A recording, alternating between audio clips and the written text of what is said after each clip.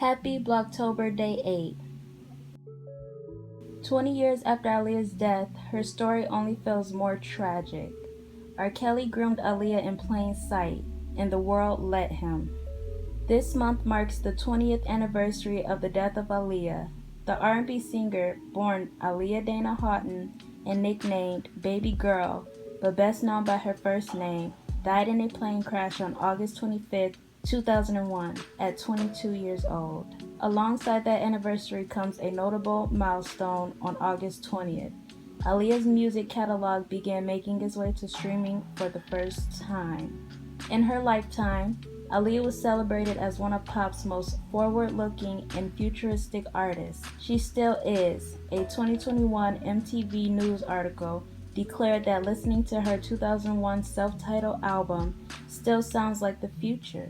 Yet, until this month, the only Aliyah album available to stream was her 1994 debut, Age Ain't Nothing But a Number, which meant that listening to any Aliyah song on streaming meant automatically sending royalties to R. Kelly, the album's producer and Aliyah's alleged abuser. Kelly, born Robert Sylvester Kelly, is at the center of the other big Aliyah milestone of this month. On August 18th, opening statements began as Kelly's trial on charges of racketeering and trafficking. Aliyah appears as Jane Doe number 1 on Kelly's indictment, and she is likely Kelly's first known victim. For a very long time, however, that's not how the world told their story. Instead of a story about abuse, the story of R. Kelly and Aliyah was framed as a love story. Court records show that Aliyah and Kelly were married in an illegal ceremony in 1994, when Aliyah was 15 and Kelly was 27. The wedding was quickly annulled, and Kelly and Aliyah both denied it ever took place. Kelly has continued to deny it at his trial. Since Aliyah's 2001 death, stories that have filtered from Aliyah's friends, family, and boyfriends suggest that Kelly abused her badly. Additionally, since news of Kelly's continued abusive relationships in his so-called cult broke in 2017 amid the Me Too movement, discussions about what he did to Aliyah have acquired a widespread moral outrage that they lacked just a few years ago. There wasn't a love story that defied age, writes journalist Kathy Iandali in her 2021 biography, Baby Girl, better known as Aliyah. It was a tragedy that Aliyah endured and somehow moved past to become an icon in her own right without him. Even in 1994, it should have been clear just from the sheer age difference and power differential between Aliyah and Kelly. Aliyah 15 and a child, Kelly 27 and her professional mentor, that any romantic relationship between them would most likely hurt her. It also should have been clear that the responsibility for any such relationship rested with the adult in the room, Kelly. Instead, in the aftermath of the relationship, both before Kelly's 2006 arrest for the possession of child and throughout his professional rehabilitation in the years that follow, all the way up until the news of his so-called cult broke in 2017. Their secret marriage was treated as an amusingly soapy celebrity scandal. Moreover, R. Kelly's abuse of Aliyah has been treated as something shameful about Aliyah rather than something shameful about R. Kelly. Aliyah worked hard to move on from Kelly after news of their marriage went public. She stopped working with him, embracing a new sound with Missy Elliott and Timbaland. In the 7 years between distancing herself from Kelly and her death, Aliyah skillfully played down the whole incident with the press every time it was mentioned in public. But in an odd way, the story of what R. Kelly did to Aliyah would set her image. As her star rose, her youth and innocence would become central to the way the world understood her sexuality, and her sexuality, in turn, would be central to what the world loved about her. So when we talk about Aliyah today, 20 years after her death, we find ourselves faced with the test of untangling Kelly's abuse from Aliyah's image, and the question of whether it's even possible for us to do so. It was basically like listening to an R. Kelly album with a little girl singing. Aliyah and R. Kelly met through Aliyah's uncle Barry Hankerson. Hankerson was Kelly's manager, and when Aliyah was 12 years old, Hankerson brought her into the studio and had her sing for Kelly. At 12, Aliyah had already been pushing for years to break into the industry. She appeared on Star Search at the age of 10. She sang with her aunt Gladys Knight at one of Gladys Knight's Las Vegas concerts at age 11. By age 12, she was, Hankerson thought, ready to start thinking about an album. Kelly agreed. In 1993, when Aliyah was 14 years old, she and Kelly began working on her debut, Age Ain't Nothing But a Number. The album was a hit. It debuted at number 24 on Billboard in May 1994, and it earned Aliyah nominations at the American Music Awards and the Soul Train Awards. Most critics thought they knew what made it so good: R. Kelly. Aliyah's Back and Forth is a fixture in the pop top 5 partly because of R. Kelly. He not only produced and wrote Back and Forth, but he also does the rapping, explained the LA Times in 1994. Getting airplay for a single by a new artist is tough, unless it features R. Kelly doing everything but the lead vocals. Fans love just about anything he does, and Back and Forth is the next big thing to a new R. Kelly single. Even after Aliyah had established herself and her voice and everyone knew what an Aliyah album sounded like, Age Ain't Nothing But a Number still sounded strikingly like an R. Kelly album rather than Aliyah album. It was basically like listening to an R. Kelly album, but with a little girl singing. Album sequencer Jeff Sledge told Vibe in 2014. Obviously, the subject matter wasn't sexual, but the overall production and the sound of the record was like a Robert album as a little girl. Kelly seems to have been intent on presenting Aliyah to the world as a miniature version of himself, and not just in the way her album sounded. In And Ali's Baby Girl, Aliyah stylist Kimya Weirfeld Range recalls that Kelly insisted Aliyah be dressed like him for her videos, in an oversized sweatsuit that would reveal her midriff, with dark sunglasses. He also produced a leather vest for her, a miniature version of the vest he wore on his album covers and tours, with a license plate for Illinois, Kelly's home state, on the back. Range didn't feel the vest particularly fit Aliyah's look, but both Aliyah and R. Kelly insisted she wear it. He was the influencer, Kimya said. They already had an image set for her. On the front and back covers of Age Ain't Nothing But a Number, Aliyah is wearing the vest R. Kelly had made for her, black leather with an Illinois license plate on the back. Kelly himself looms out of focus in the background. Kelly didn't only insist that Aliyah dress like him for her videos and album production. In the months following her album drop, they began to dress alike everywhere they went, which was quite a few places. They were photographed together in public often. They told everyone they were best friends. The gossip press began to raise a collective eyebrow, snarked YSB magazine in 1994. It's no wonder they were thought to be cousins. Not. Everybody seems to think that y'all are either girlfriend or boyfriend or cousins or friends, said Sherry Carter on BET's Video Soul Gold, when Aliyah and R. Kelly appeared in matching outfits. Let's get the record straight. I better go get me a white Jeep, Kelly joked, referring to the O.J. Simpson Bronco chase. Uh-oh. Well, no, we're not related, Aliyah responded. At all. We're just very close. This is my best friend in the whole wide world. Later, Carter asked Aliyah how old she was. She refused to say, and she would continue to refuse until she turned 16. As Aliyah's debut album year went on, the Are R. Kelly and Aliyah secretly together story began to evolve. It turned into Are Kelly and Aliyah secretly married? Both Kelly's camp and Aliyah denied the rumors. Then in December 1994, Vibe published their marriage certificate, and the rumor became fact. I had Aliyah's mother cry on my shoulder and say her daughter's life was ruined. Aliyah's life was never the same after that. In the nearly 30 years since that clandestine illegal marriage, there's been a fair bit of reporting on what occurred. Most explosively in the 2019 Lifetime docuseries Surviving R. Kelly, and from the journalist Jim, who first broke the story of Kelly's child tape in 2000 and has been reporting on R. Kelly ever since. Here's what seems to have happened. All but one of my sources said Aliyah and Kelly began having sexual contact during her first recording sessions, writes in his 2019 book Soulless, The Case Against R. Kelly. Aliyah was 14 at the time. In Surviving R. Kelly, Kelly's former backup singer Javante Cunningham says that he once saw Kelly in bed with a 15-year-old Aliyah on their tour bus, and that Kelly was doing things that an adult should not be doing with a child.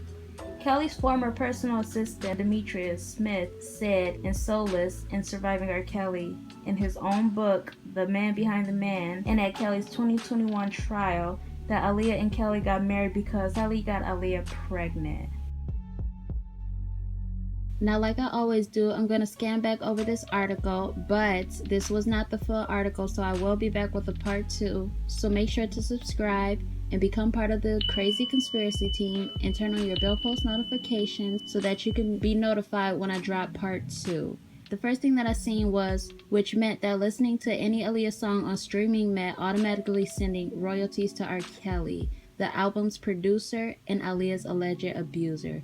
So right off the bat, he was already getting royalties just from streaming her songs, and I'm pretty sure it's still that way, which is crazy. Maybe, I'm not sure, but that is wild. That's new to me. I did not know that. Another thing that I seen was, instead of a story about abuse, the story of R. Kelly and Aliyah was framed as a love story. And the reason behind that is because I think that Aliyah was truly comfortable with R. Kelly. I don't think that she was uncomfortable until he put her in a position to marry him. That's the only time I personally feel like she could have been scared about the situation, but I do not think that Aliyah was scared of him. It was still wrong because she was young, but I still think that it was more of a love story to them. And I personally believe that R. Kelly was allowed at the Houghton household. For what? I'm not sure. But, I mean, it said that he was messing around with her mother and Aliyah. I personally feel like that's why it was more framed as a love story than abuse, because I don't think that Aliyah was going through abuse at all. Another thing that I seen was stories that have filtered out from Aliyah's friends, family, and boyfriend suggest that R. Kelly abused her badly. Now, I find this to be bullcrap because you know what? At any time around that time, someone, I don't care who it was, guardian or not, could have stopped this.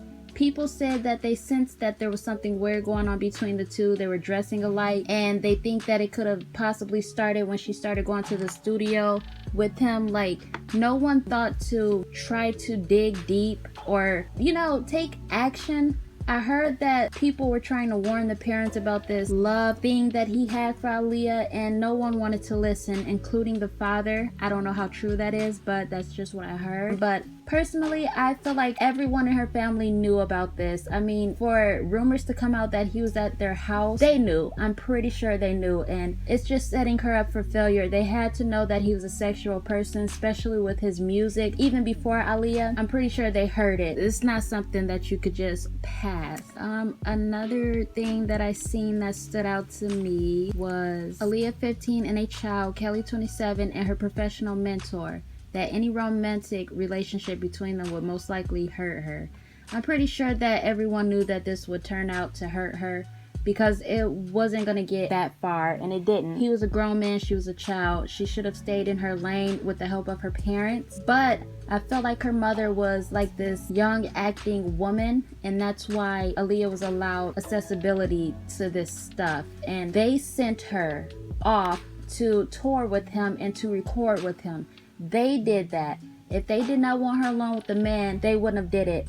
Anything could happen when you do something like that. I'm pretty sure they had it in their mind that that could happen, but they did not care. All they wanted was money and fame, and they got that. And I don't think that they cared, even the parents, because even after R. Kelly, Aliyah still continued to work with older men. Aliyah was always comfortable around older men. I mean, I'm definitely going to be doing a video on that. I don't know when, but hold on tight and it'll be coming soon. But she was still working with people so much older than her. Like everyone you look up that she was around, they were older than her. So they didn't care. They just sent her to work with older people. She was still around a silent predator, which was Timbaland. Did anything really change? Like, I personally don't feel like it did. Another thing that I've seen is said that R. Kelly's abuse of Aliyah has been treated as something shameful about Aliyah rather than something shameful about R. Kelly. And I think that is so true. Everyone was pinning the blame on Aliyah. 14, 15-year-old Aliyah. Aliyah didn't lie about her age. R. Kelly made her lie because he thought she was pregnant and he wanted to marry her so that he wouldn't get in trouble and he could have something probably to use against her. I don't know, like he wanted that marriage to happen for some reason, and It had nothing to do with Aliyah, and it's just sad that people want to sit here and say, why didn't she do this? Why didn't she talk out? Why did she do this? No, her mother and her father told her that this was okay. They groomed her for this, and then they let R. Kelly groom her the rest of the way. He took it far as to sexually abuse her. It's not Aliyah's fault, it's her parents' fault, and if anyone blames Aliyah, you need to slap yourself really hard, because she is not the enemy in this. R. Kelly is. She stopped working with him and moved on with Missy and Timbaland, who were older than her still. Of course, she was gonna deny it in the future, because why would she talk about it? Why would she just say she was married at 14? Like she said on one of those interviews, I say no. She says no because that's what she's going to do. She's not gonna tell you she got married at 14. I wouldn't do that either, especially if I'm trying to become something. Like, at the end of the day, you have to put two and two together, basically. Aaliyah and R. Kelly met through Aaliyah's uncle, Barry Hankerson. Hankerson was Kelly's manager, and when Aaliyah was 12 years old, and Hankerson brought her into the studio. And had her sing for R. Kelly. So honestly, if my brother, as Diane being the mother, and her dad, if my brother Barry Hankerson said that he has somebody who would hear my daughter out singing and he was going to take her up to the studio, I would definitely come. I would definitely ask questions about this person that he found. I mean, there's so many actions that could have been taken, and I have no kids, but it's still common sense. Having kids does not give you more knowledge than a person without kids. Like, it's common sense. Like, literally, I think people without kids know more than people with kids, because we have more clear minds. People with kids, they don't know what to do. They have so many things running through their minds. I don't know, that's just my opinion. You can think what you want to think. That's perfectly fine. Aliyah appeared on Star Search at age 10. She sang with her auntie Gladys Knight at the age of 11. And by 12, her uncle thought she was ready to make an album, and R. Kelly agreed, and that's probably only because he wanted her in the studio so that he could sexually abuse her, which is sad and it's unfortunate. But a lot of people blamed her album success on R. Kelly. She did sound like R. Kelly. Me and my sister was talking about that before. She kind of sounds like a female R. Kelly, especially those notes. Okay, I found this interesting. It says Aaliyah's stylist Kimya recalls that Kelly insisted Aaliyah be dressed like him for her videos, in an oversized sweatsuit that will reveal her midriff, which is her stomach, if you don't know what that means, or her abdominal, whatever you want to call it. They're all the same, with dark sunglasses. And he also produced a leather vest for her, a miniature version of the vest he wore on his album cover tour, with a license plate for Illinois, his home state, on the back of it. Now, that's just really weird how he would want her to even mimic him. He probably did that because people were going to be drawn into her. It was basically like a female R. Kelly. It's kind of weird, like in this picture of Aliyah and R. Kelly on the AJ Number the Number cover, I kind of figured they had on like matching vest or something similar, because you know she has on a leather vest and so does he, lingering in the back. So that's just weird. You mean to tell me no one seen these photo shoots, these interviews of her dressing like him, like her mom? Like, I find it hard to believe, honestly, and it would explain why Diane will not come out. If she's innocent, why not just come out and speak, you know? Kenya said they already had her an image, and it says on the front of the cover, AJ Number to Number, Aaliyah is wearing the vest R. Kelly had made for her. That's really weird. Really, really weird. Kelly didn't only insist that Aaliyah dress like him for her videos and album productions. In the months following her album drop, they began to dress alike everywhere they went, and no one did anything about it. It also says they were photographed together in public often. So just imagine how many pictures they have of them dressed alike. Like, I even found another picture or another video clip of them dressed alike. If you want to see it, you can go to R. Kelly's Summer Bunnies, and they're even dressed alike in there. It's just so crazy. I mean, it's clear to see that they had something going on. They were a thing. It definitely was an abuse. I think Aliyah wanted to be fast, and the lack of parenting from her mother just helped boost that, basically. The two are obviously close, snarked YSB magazine in 1994. It's no wonder they were thought to be cousins. Cousins do not dress alike unless they like are female. I've never seen a boy and a girl dress like if they're cousins. I never have. Like, the pictures, her just being booed up with him and stuff, the way she spoke about him, and them singing back and forth to each other, that's not something cousins are gonna do. And that goes for her and Genuine. A lot of people say they were like cousins. No, they weren't. They will not sing love songs back to each other or lyrics that are basically, you know, I don't know. You guys have to put two and two together. They were not cousins, Genuine and Aliyah, and R. Kelly and Aliyah weren't cousins either. They were definitely boyfriend and girlfriend, or he was just preying on her, whatever you want to consider it or see it as. So be it. But it had to be obvious. I feel like everybody was okay with that relationship. I'm pretty sure there was some people that were looking at them sideways, but the parents, they probably knew and allowed it. Anyways, I'll be back explaining this. It's just so much, you guys. Like, oh my god, I don't want this video to be too long, so I will see you guys in my next video. So subscribe, turn on your bell post notifications, and you will not miss that next video. I will see you next time. Bye. Do you remember that one night when we fell in love? What we had felt so right, 'cause we had trust. Now it's drowning in our lives. I know we're broken up, you know the feelings deep inside. So what's you, what we've been through?